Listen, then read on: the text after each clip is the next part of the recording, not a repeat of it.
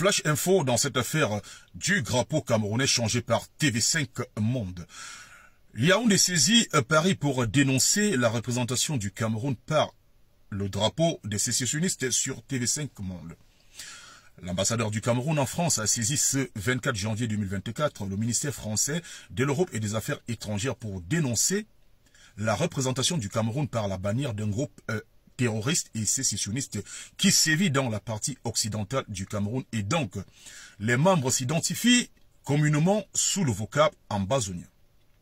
Le grave incident, selon les termes du courrier, s'est produit la veille pendant un programme d'information de TV5 Monde faisant le point des rencontres de la Coupe d'Afrique des Nations CAN 2023 à cours, notamment le match Gambie-Cameroun.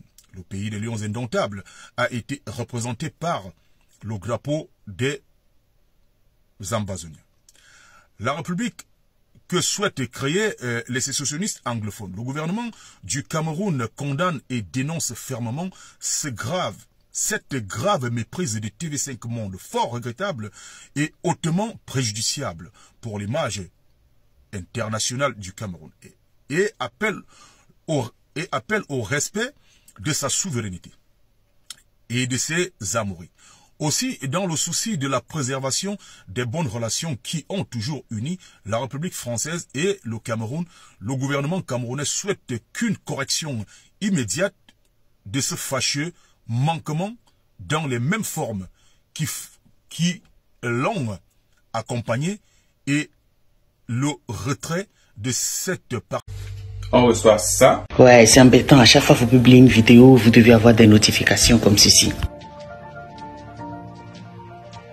Je sais que je crie haut et fort que je suis contre les... Ça.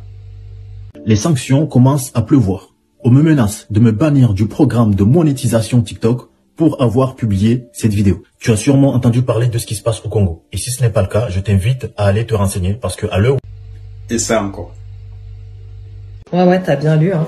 T'as très bien lu. Aujourd'hui, j'ai envie de dénoncer en fait cette inégalité qu'on reçoit sur les réseaux sociaux, surtout quand on est une femme et qu'on est noir.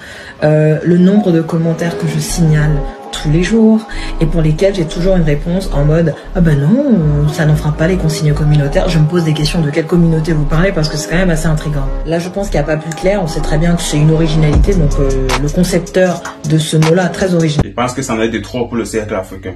Liberté de communication, de partage et de connaissances. C'est la raison pour laquelle nous avons mis sur pied le réseau social africain Djibawol, disponible sur App Store et Play Store. Du journal dans les sites et de la chaîne de télévision TV5 Monde et du cyberespace en général. Ok. Dans ce courrier que nous venons de lire, le gouvernement camerounais a saisi Paris pour demander à Paris que cet incident soit effacé de toutes les plateformes, mais surtout que Paris respecte la souveraineté du Cameroun.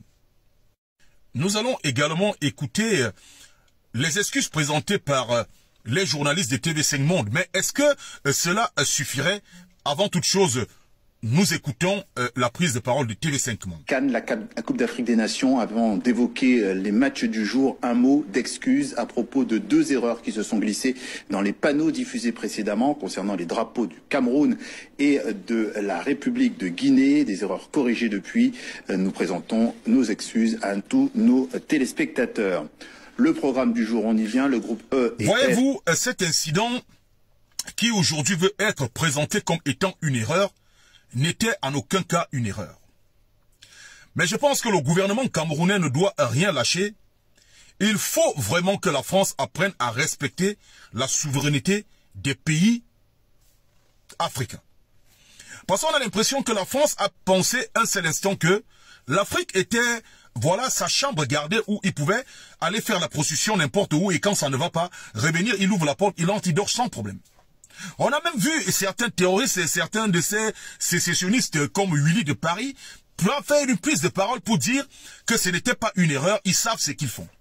On a vu certains membres de la base réagir, tirer encore une fois de plus sur le gouvernement.